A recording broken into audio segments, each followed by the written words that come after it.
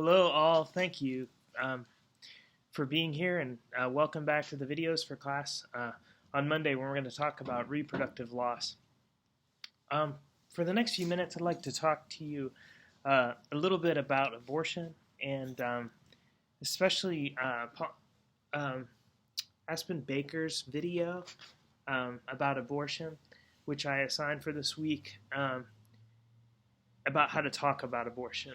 So Aspen Baker really poignantly, I think for our class purposes, talks about abortion as a ungrieved loss because nobody's really allowed to talk about it because of how polarized the debates have gotten on the abortion topic. And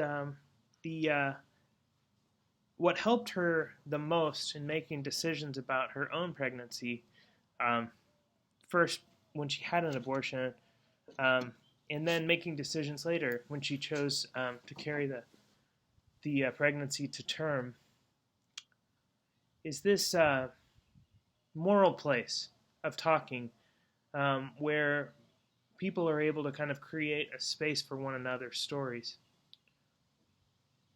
without a lot of judgment or blame.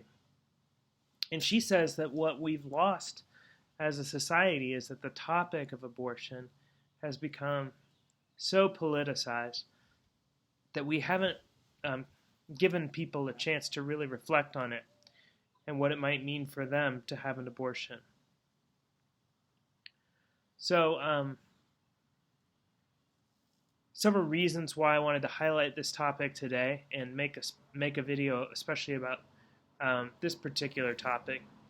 One is kind of personal in the sense I feel like there's been several key points where I've missed out on pastoral care opportunities in my own life with friends who are going through this journey, and I think particularly that my faith has gotten in the way of me being the kind of listener that Aspen Baker talks about her needing during the time of her thinking about her pregnancy.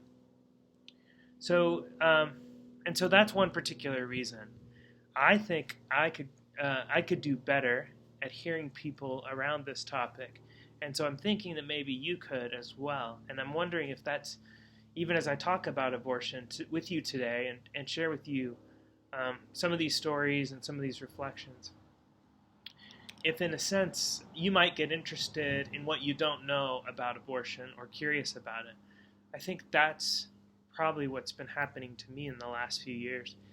And I think there's really kind of no time like the present to be thinking about this in a time when many states are kind of de facto places where people can't get abortions.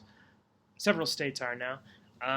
I think we're at a place where it's crucial for all of us to share in this conversation to the level at which we can. And if we find that we can't share in the conversation, then we should probably get curious about why that is.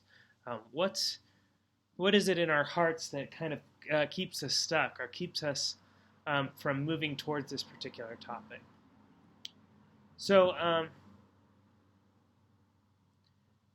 and I think about this kind of pastoral care is a really a radical act of pastoral care because it's taking pastoral care really seriously in a situation where politicized debates and fears so quickly take over the conversation.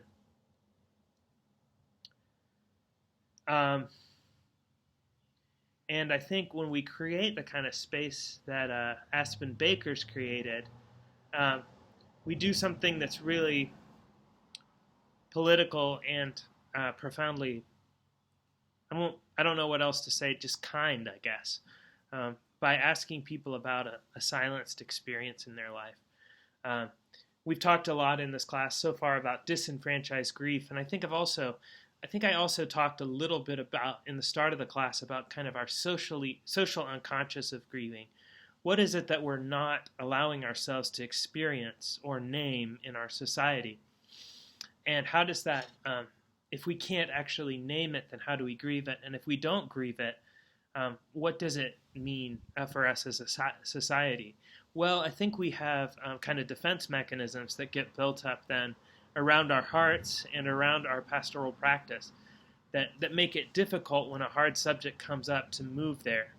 And so our hearts kind of become hardened to another person's experience. And when that happens, we kind of decide ahead of time in our minds how we feel or where we're going with it. And that creates a barrier which is the opposite of pastoral care, I think. So I want to listen for a little while to what Aspen Baker says about pastoral care with abortion. I think maybe another point to say at the start, though, is just to say a little bit about how my mind has changed around this issue. It can sometimes be helpful to have a professor or someone else talk about it before and after. I used to be really pro-life and came from a background where that was really important. It was almost like a carrying card, though, like something you didn't really interrogate, but it was like a part of being a part of that community where you had to check this box, in a sense, in order to show you were a true Christian or a true believer. I think my views on abortion began to be more complex as I read. It's funny how reading can do this to you. As I read Cider House Rules, another novel by a man, John Irving, and his portrayal of an abortion doctor with such compassion and really heroism was a mind-changing experience for me. And then also I read an article which I can share with you online, actually part of a larger argument in a book by a theologian by the name of Charles Hartshorne. And that argument had a big impact on me concerning abortion. This is at the Harvard Square Library. And the argument essentially said, what a fetus is a potential life rather than an actual life. And talked about some of the differences between potential and actual in our kind of theological imagination. So that was Charles Hartshorne concerning abortion. And I took that, I read that in my philosophy of religion class in college, and it contributed significantly to me thinking in different ways about abortion. Those are some experiences that I've had, along with some personal experiences of really not responding well to this particular loss.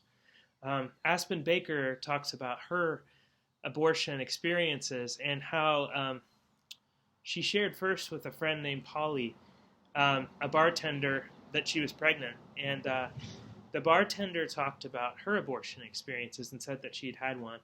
And Aspen Baker, talks about growing up in a Christian community where she knew she could never get an abortion. But Polly, so she grew up with a kind of more conservative Christianity where being pro-life was really an important part of that religious community's expression. And because of that, she didn't really have an imagination for other choices and why those other choices might be kind of an important part of her life. And so another thing that's impacted me as well has been really learning about the extent of violence against women and how frequently women are sexually assaulted, even in their own families as children, and raped. And so when the conversation comes up about exceptions about rape and sexual assault, the more I've learned about that phenomenon and its ubiquitous nature, the more I've learned that's not just an outside exception, but that's actually really an important part of women's experience in a lot of different contexts around our culture. So the more I've learned about violence against women, the more I've understood the need for women to have their own voice in their reproductive rights. So Aspen Baker tells us that 1/3 of women will have an abortion at some point in their lives. And so here's the central pastoral concern. Many churches or pastors might avoid this topic because they feel like it's too politicized. But 1/3 of women in your congregation will have had an abortion, and they'll be picking up on kind of what the educators call the null curriculum, what you don't say in your ministry. And then they'll be inferring things about themselves pastorally from that null curriculum that then might impact how they see themselves as people created in the image of God, deserving of dignity and respect. So it was. So that's that claim. 1/3 of all women have had an abortion, and then your own kind of gut reaction to that claim might set you up to discover what you need to know next in pastoral care here. If you say to yourself, like, that's awful and what a tragedy, like, that's important, but I also would want you to say, like, have some sense for the dynamics in women's lives that make them want to have an abortion or make that an important choice for them. So if you're primarily oriented around the child's well-being and the ethical concerns there, I really want you to invite you to think as equally about the women's well-being and their choices, and then just kind of try to think about why women are kind of controlled or judged in this way around their sexuality and reproduction. So why is women's reproduction such a major focus for, say, the Republican Party?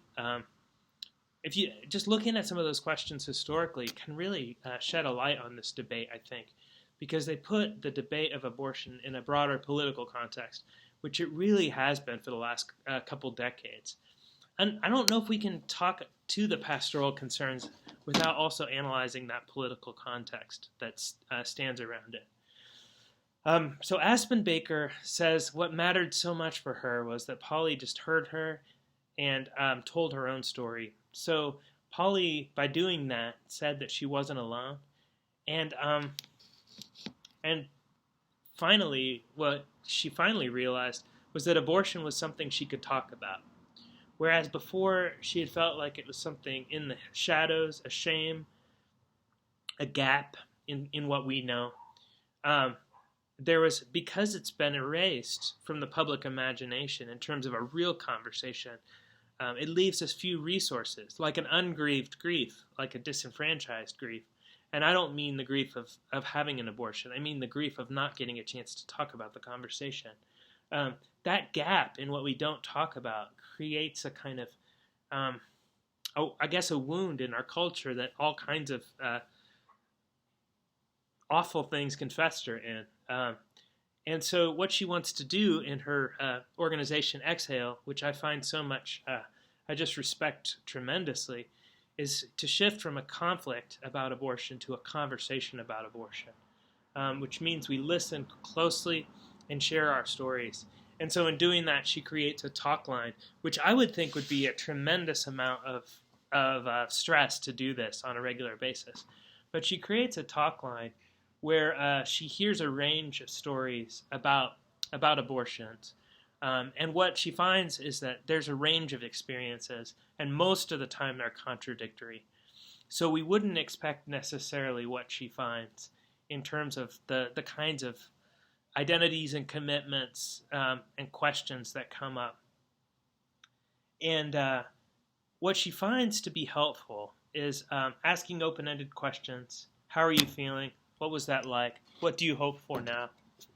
And using reflective language, using a person's own words back with them, and sharing your own story.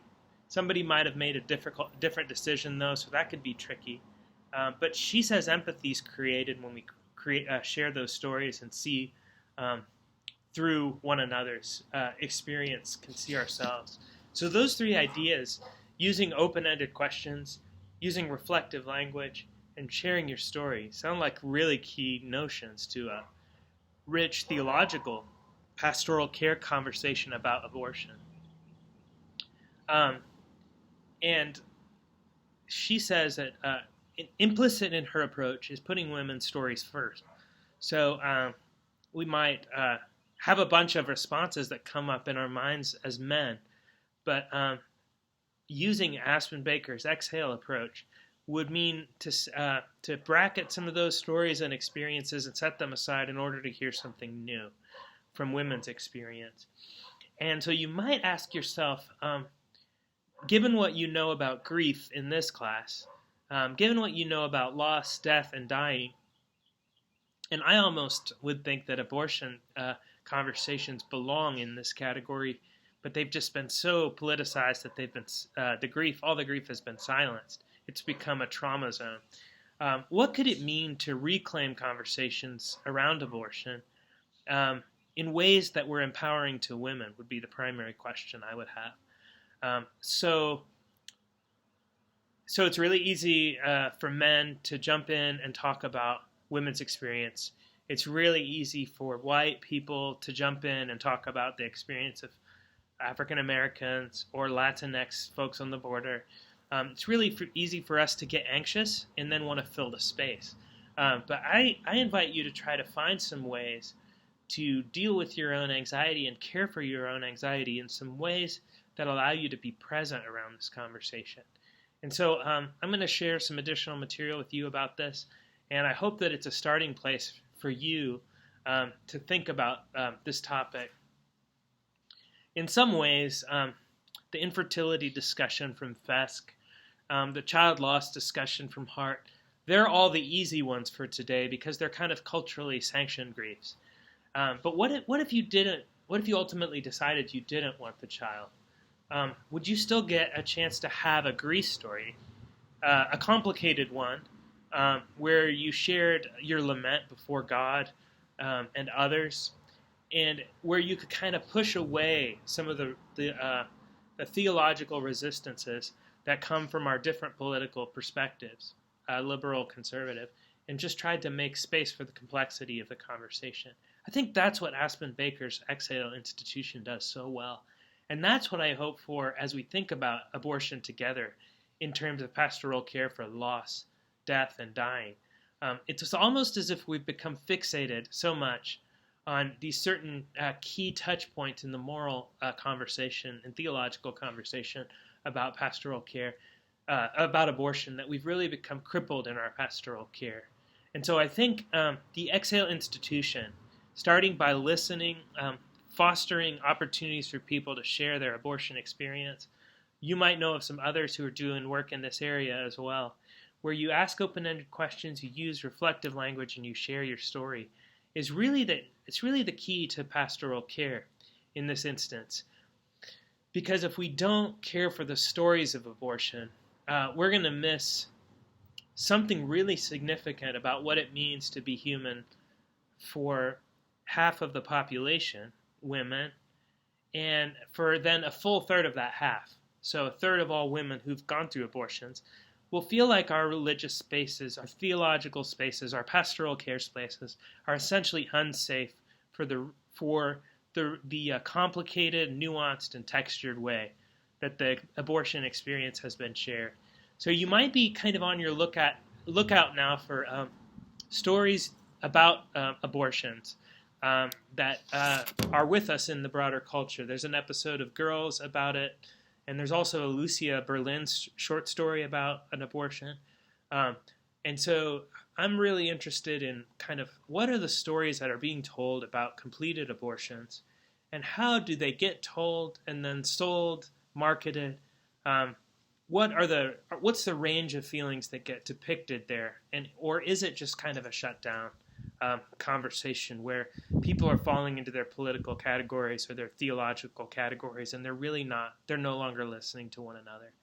So that's some of my hope for the abortion conversation, and I thought it was really important to include it today and maybe even foreground it as a part of pastoral care around reproductive loss, because I think it belongs here. It doesn't belong anywhere else in the syllabus. And I wonder if you find yourself having a hard time with this discussion today. I wonder why, and I wonder if you know why. And if you know why, I think that's really important for self-care and self-knowledge, because how you encounter abortion for your own self and your own mind is going to make a big difference in how you're able to provide pastoral care in the Aspen Baker kind of the way of fostering these difficult conversations. Okay, thank you so much for engaging this video on abortion and pastoral care.